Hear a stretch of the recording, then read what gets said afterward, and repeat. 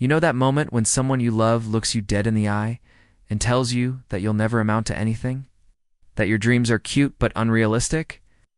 That you should probably just accept your place in life and stop reaching for things that are clearly beyond you? Well, that moment happened to me at a family barbecue last summer, and the person who said it was my own sister. But here's the thing about underestimating people, especially family. Sometimes the person you're dismissing has been quietly building an empire while you were busy taking credit for moves they taught you how to make. Before we jump back in, tell us where you're tuning in from, and if this story touches you. Make sure you're subscribed, because tomorrow I've saved something extra special for you. I'm Maya Chen, and for most of my life, I lived in the shadow of my older sister, Jessica.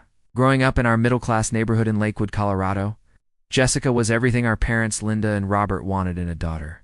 She was the one who brought home perfect report cards, won student council elections, and landed her first internship at Peak Marketing Solutions before she even graduated college. By the time she turned 29, Jessica had worked her way up to senior account manager. Driving a sleek BMW, living in a downtown Denver high-rise, and dating Mark Stevens, who looked like he stepped out of a cologne advertisement. Meanwhile, there was me. 3 years younger, working from a cramped home office in my modest suburban apartment, wearing the same rotation of comfortable sweaters and jeans every day. While Jessica posted LinkedIn updates about client wins and team dinners at expensive restaurants, I spent my days staring at spreadsheets and taking video calls with my laptop propped on a stack of books because I couldn't afford a proper desk setup. To anyone looking from the outside, especially my family, it was pretty clear who had won the success lottery between the Chen sisters. The dynamic between Jessica and me had been set in stone since childhood. She was the achiever, I was the dreamer. She was practical, I was idealistic, she understood how the real world worked, and I apparently lived in some fantasy land where hard work and good intentions actually mattered. Our parents never said it outright. Their proud Facebook posts about Jessica's latest promotion, compared to their gentle encouragement about my little consulting projects, spoke volumes about where their confidence lay. Every family gathering followed the same script.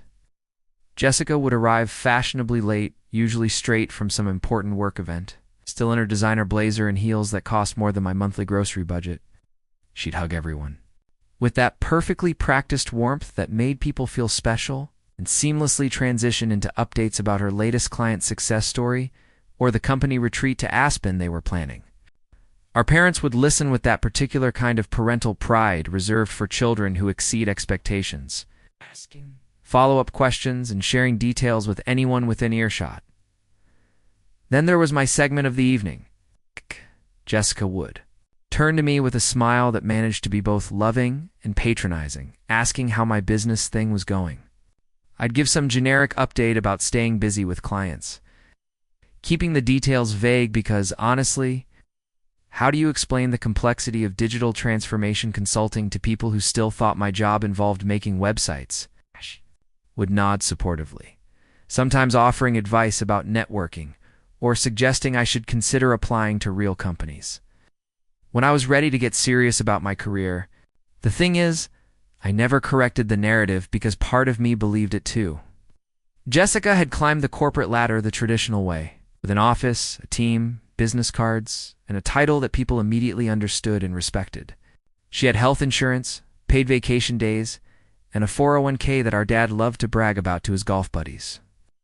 What I had was a laptop, a dream, a consulting business that looked like glorified freelancing to anyone who didn't understand. What I actually did, most days I was fine with being the underdog sister. I genuinely loved Jessica and felt proud of her accomplishments, even when the constant comparisons stung. I had chosen my path deliberately, preferring the freedom and creativity of running my own consultancy over the security of a traditional job. Sure, there were lean months and moments of doubt, but I was building something that felt authentically mine. Even if it didn't come with the external validation that Jessica's career provided. But Jessica had a way of making her success feel like a rebuke of my choices, sometimes without even realizing it.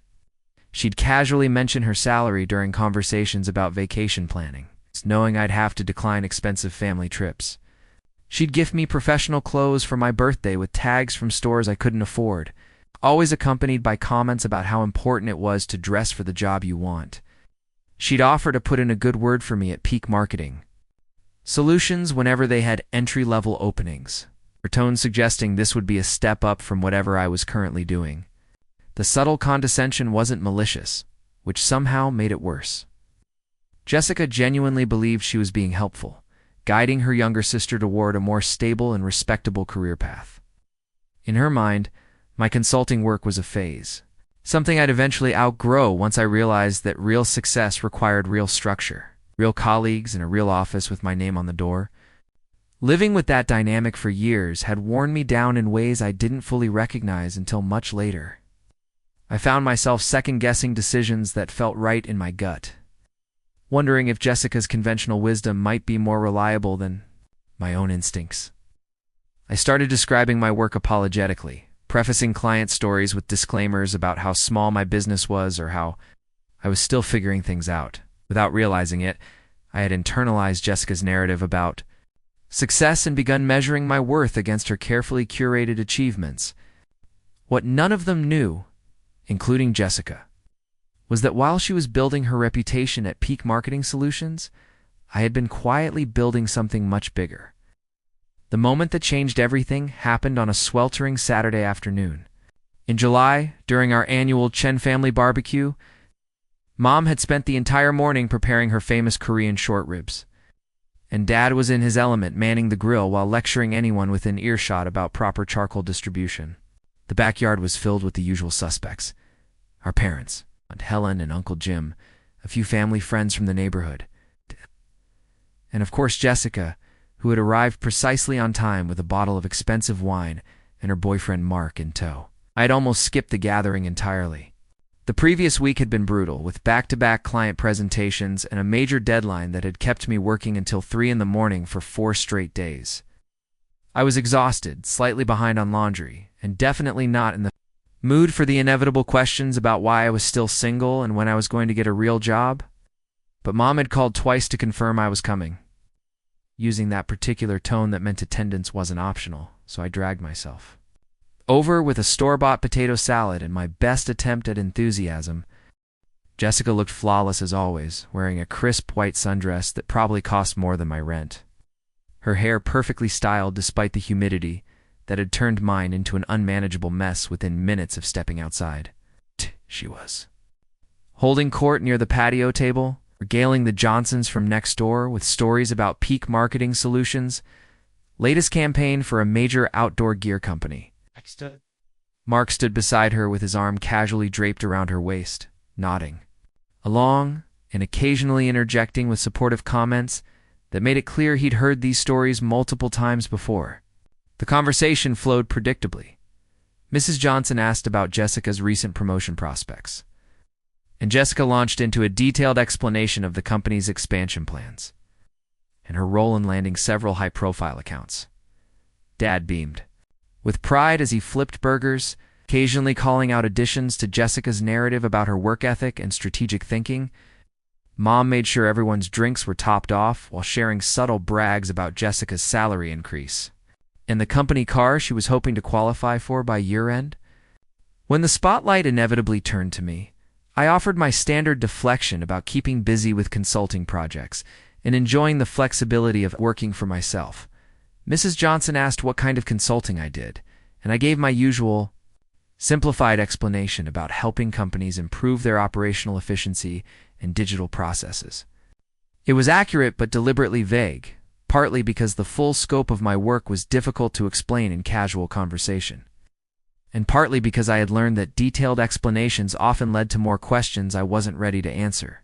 Publicly, that's when Jessica decided to offer her perspective on my career choices. She had been quiet during my brief summary, wearing that expression she got when she was formulating advice she believed I desperately needed to hear. With the entire gathering focused on our conversation, she set down her wine glass and turned to face me with what I'm sure she thought was loving concern. "You know, Maya, I've been thinking about your situation," she began, her voice carrying that particular tone she used when she was about to impart wisdom to someone clearly less informed than herself. I really admire how you've stuck with this consulting thing for so long, but don't you think it's time to consider something more stable? I mean, you're 26 now, and most people our age are building actual careers with benefits and retirement plans. The conversation around the patio quieted slightly as people sensed the shift in energy. Mark looked uncomfortable, staring into his beer like it might provide an escape route from the awkwardness that was clearly building.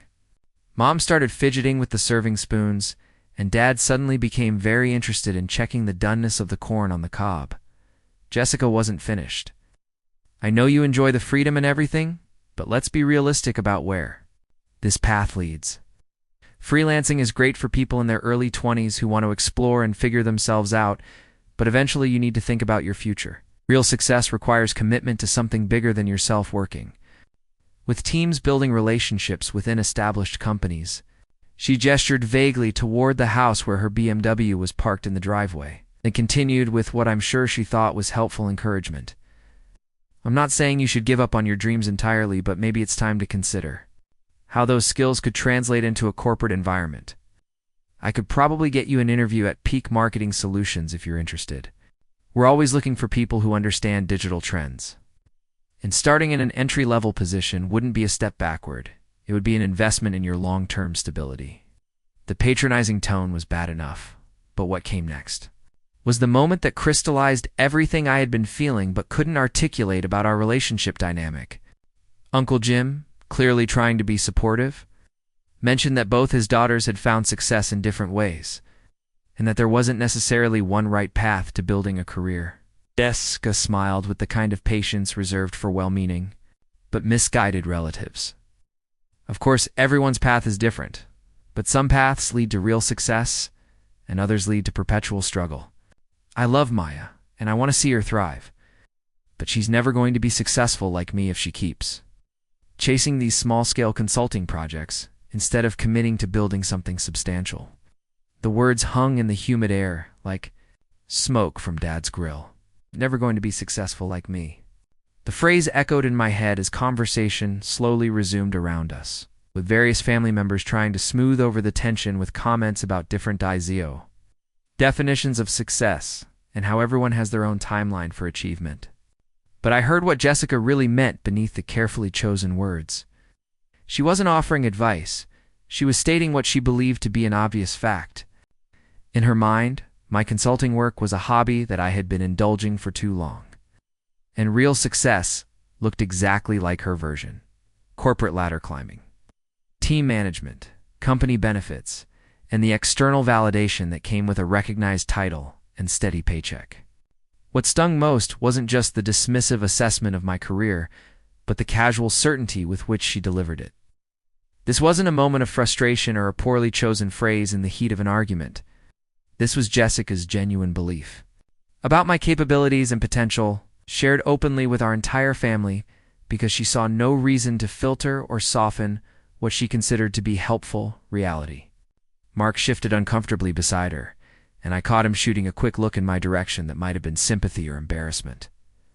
Mrs. Johnson made some diplomatic comment about different personality types being suited for different work environments, but the damage was already done.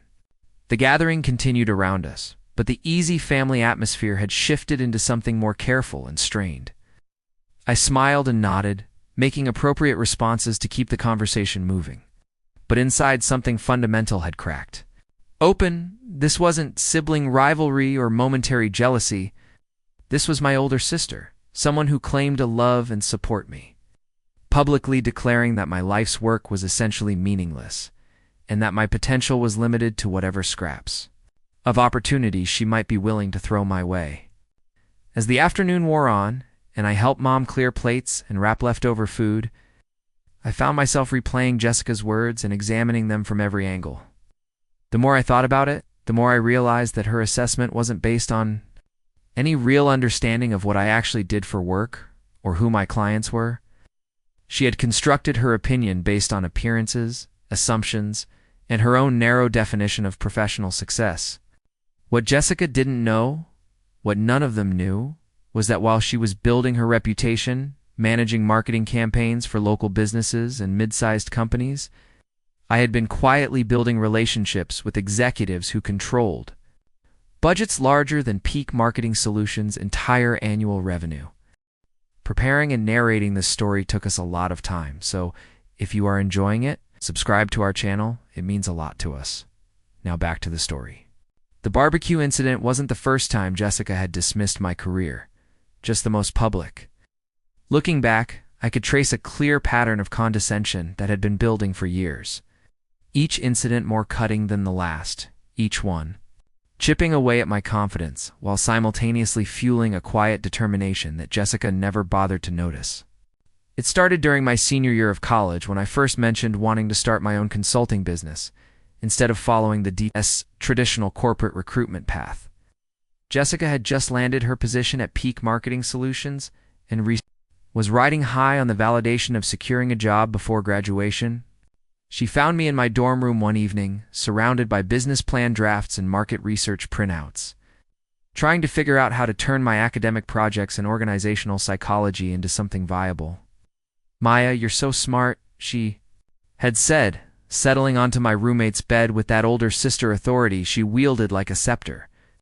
"But you're also incredibly naive if you think you can just skip the part where you actually learn how business works in the real world. Nobody's going to hire a 22-year-old to tell them how to run their company. You need to work for other people first, understand corporate culture, build a network.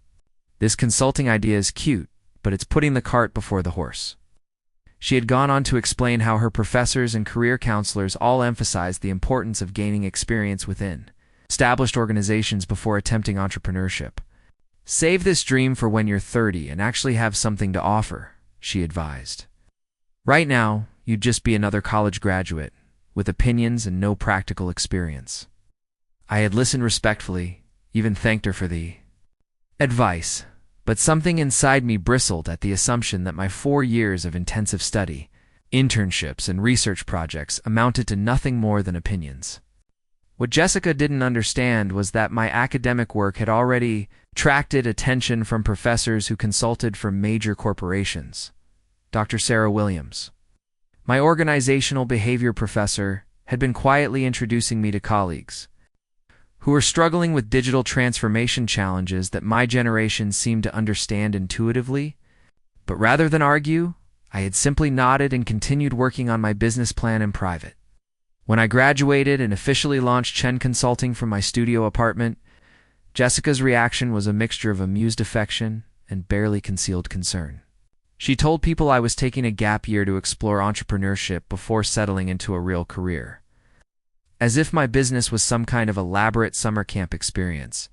The first year was admittedly rough. I took on small projects for local businesses, helping them streamline their customer service processes and implement basic digital marketing strategies. The pay was inconsistent, the hours were long, and there were definitely moments when I wondered if Jessica had been right about needing traditional experience first. During family dinners, she would ask pointed questions about my client base and revenue that felt more like interrogations than sisterly interest. "How many employees do these companies have?" she would ask when I mentioned landing a new contract. When I admitted most of my early clients were small businesses with fewer than 50 employees, she would nod knowingly. "Those are good practice clients," she would say. "Great for learning the basics before you're ready for bigger challenges." The implication was always clear. My work was training wheels for eventual real employment. Jessica would share stories about managing campaigns for companies with hundreds of employees, coordinating with multiple departments, presenting to executive teams. She painted pictures of boardroom meetings, strategic planning sessions, and budget decisions that affected entire organizations. Meanwhile, my work sounded like helping the local bakery set up their Instagram account and teaching the corner bookstore how to process online orders. What stung most was how Jessica's assessment became the family narrative. During holiday gatherings, relatives would ask Jessica about her big corporate job while asking me about my little business venture. The language difference was subtle but significant. Jessica had a career. I had a hobby that I was hopefully outgrowing.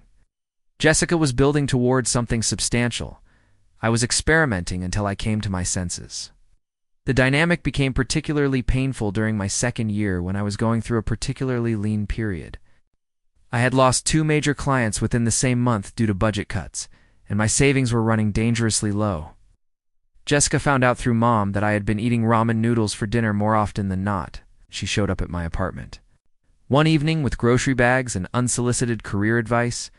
"I hate seeing you struggle like this," she said while stocking my refrigerator with actual food. "You're too smart and too talented to be living paycheck to paycheck. There's no shame in admitting this isn't working out the way you hoped. Peak Marketing Solutions is hiring junior account coordinators, and I could put in a word for you. The salary would be steady, you'd have health insurance, and you could still do consulting projects on the side until you're ready to commit fully." The offer was genuinely meant to be helpful, but it felt like a rescue mission, based on the assumption that I was drowning in my own poor judgment. Jessica couldn't see that my financial struggles were temporary growing pains, not evidence of fundamental failure. She interpreted every setback as proof that her original assessment had been correct. Rather than normal challenges that every entrepreneur faces while building something from scratch, what Jessica didn't know was that during those same lean months, I had been having conversations with Dr. Williams about opportunities with her consulting network. While I was publicly struggling with small local clients, I was privately being vetted for projects with multinational corporations that were facing complex organizational challenges. The work required months of relationship building, security clearances, improving my capabilities on smaller pilot projects before being trusted with larger contracts. By my 3rd year, when Jessica was celebrating her promotion to senior account manager, I had quietly landed my first Fortune 500 client. The contract was worth more than Jessica's annual salary, but it came with strict confidentiality agreements that prevented me from discussing the details publicly. While she was posting LinkedIn updates about managing a team of 5 people, I was working directly with C-suite executives on transformation initiatives that affected thousands of employees. The irony was devastating. Jessica's definition of success was climbing within someone else's organizational structure. While I was building relationships with the people who controlled those structures, she was proud of having input on marketing budgets, while I was helping companies restructure their entire operational frameworks. But because my work happened behind closed doors with non-disclosure agreements, and because I worked alone from my apartment rather than in a prestigious office building, the family narrative remained unchanged. The most frustrating part was how Jessica's confidence in her assessment never wavered, even as evidence mounted that my business was thriving. When I moved from my studio apartment to a 1-bedroom place in a better neighborhood, she assumed I had finally landed some decent local clients. When I started declining family invitations due to work travel, she figured I was probably attending small business conferences or local networking events. Even when I began dressing better and investing in quality equipment for my home office, Jessica interpreted these changes as signs that I was finally taking my business seriously enough to potentially transition into corporate work. She never considered that my improved circumstances might indicate actual success rather than preparation for eventual employment. The pattern had continued right up until that barbecue, with Jessica offering career advice based on assumptions rather than asking questions about my actual work. She had constructed an entire narrative about my professional limitations, without ever bothering to understand what I actually did or who I actually worked with. Standing in my parents' kitchen that evening, helping Mom pack leftover food while Jessica and Mark said their goodbyes, I realized that years of gentle correction and subtle hints had accomplished nothing. Jessica's worldview was so firmly established that she couldn't see evidence that contradicted her assumptions, even when it was happening right in front of her. That night, driving home to my apartment, I made a decision that would change everything between us. I was done protecting Jessica's feelings by keeping my success invisible. The drive home from the barbecue felt longer than usual, even though I took the same route I'd driven hundreds of times before. My hands gripped the steering wheel tighter than necessary, as Jessica's words replayed in my mind like a broken record. "She's never going to be successful like me." The phrase had lodged itself somewhere deep in my chest, creating an ache that seemed to spread with each mile I put between myself and my parents' house. I parked in my usual spot outside my apartment complex and sat in the car for a while. watching neighbors come and go with their Saturday evening routines. A young couple was unloading groceries from their trunk, laughing about something one of them had said. An older man was walking his dog, stopping to chat with another resident. By the mailboxes, normal people living normal lives, unburdened by the weight of family expectations and sibling comparisons that seemed to follow me everywhere. Walking up to my apartment, I caught my reflection in the hallway mirror and paused. I looked tired, smaller somehow than I had that morning.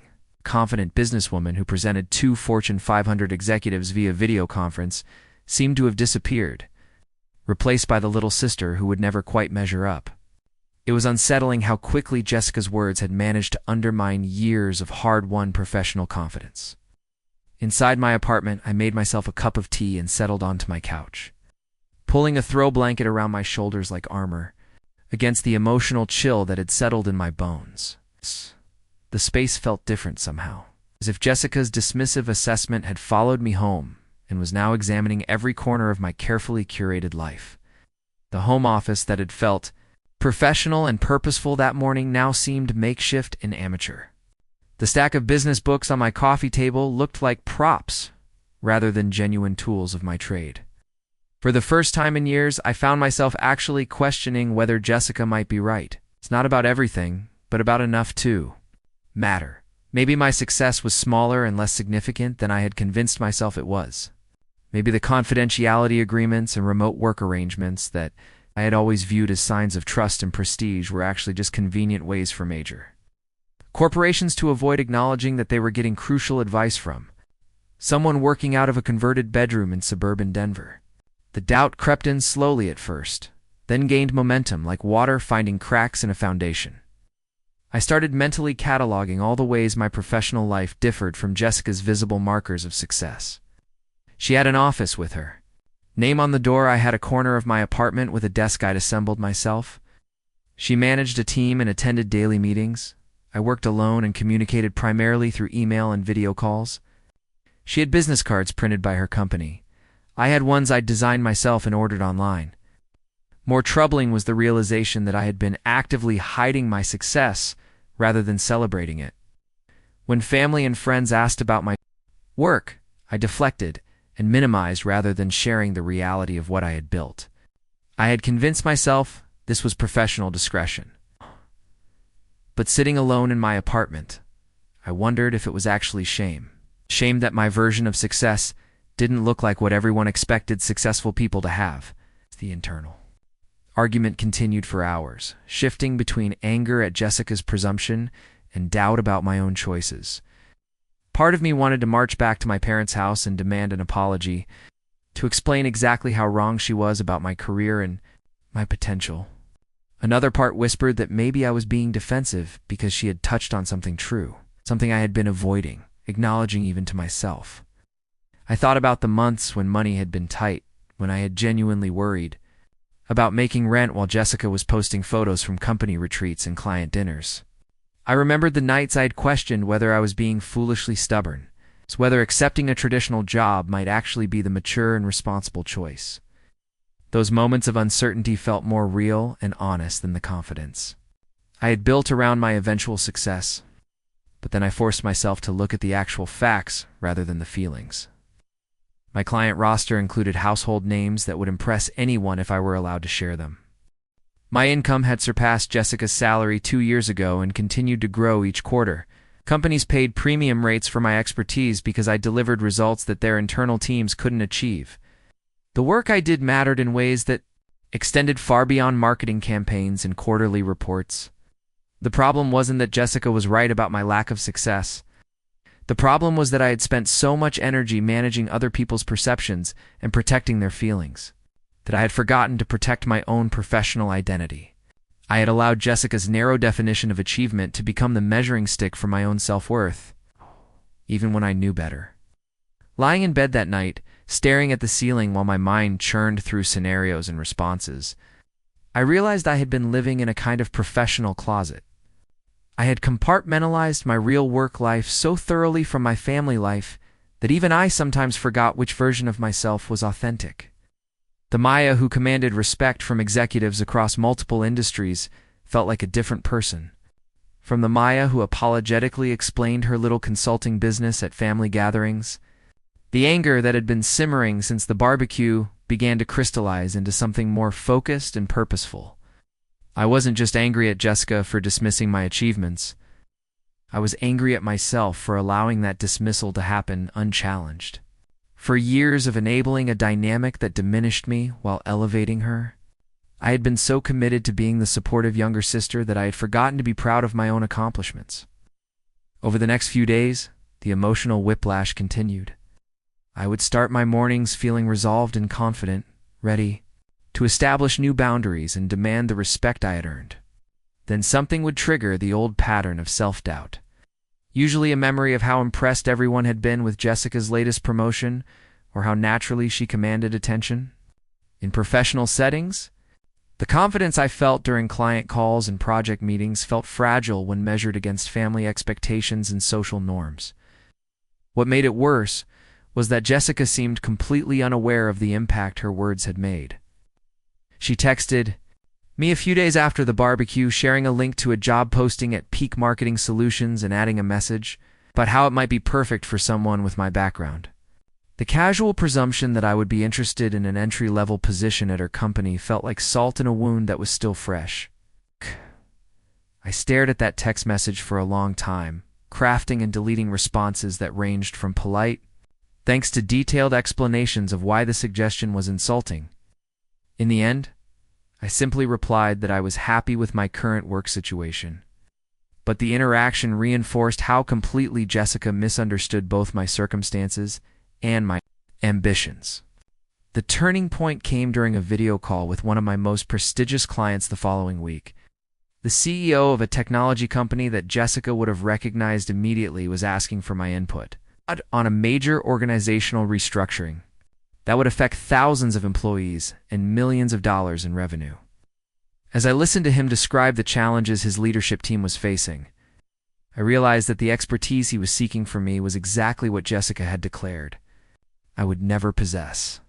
Sitting in my home office, providing strategic guidance to someone who controlled more resources than Jessica would likely encounter in her entire career. I felt something shift permanently in my understanding of the situation. This wasn't about proving Jessica wrong or seeking her approval. This was about refusing to let anyone else's limited vision define the boundaries of my potential. The decision formed slowly but solidly, like concrete setting in my chest. I was done hiding my light under the bushel of other people's comfort levels. What Jessica didn't know, what none of my family knew, was that while she was managing marketing campaigns for local outdoor gear companies, I had been quietly building relationships with the executives who controlled entire industries.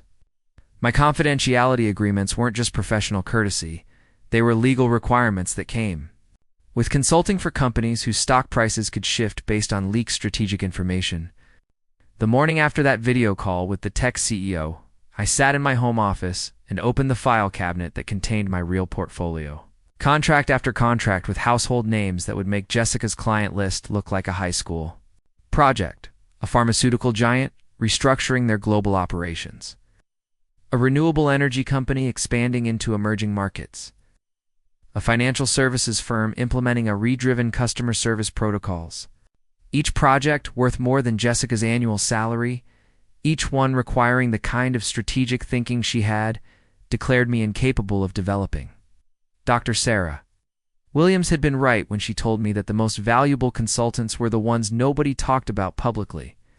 The executives who hired me didn't want their competitors knowing they needed outside help, and they certainly didn't want their boards questioning why internal teams couldn't solve these problems. My anonymity wasn't a limitation. It was my greatest professional asset. But anonymity came with a price. While Jessica collected LinkedIn endorsements and company awards, my achievements lived in locked filing cabinets and encrypted email threads. The very discretion that made me valuable to clients had made me invisible to my own family. That invisibility was about to change. Jessica had made her position clear at the barbecue, and now it was time for her to learn exactly how wrong she had been about her little sister's potential. Up next, you've got 2 more standout stories right on your screen. If this one hit the mark, You won't want to pass these up. Just click and check them out.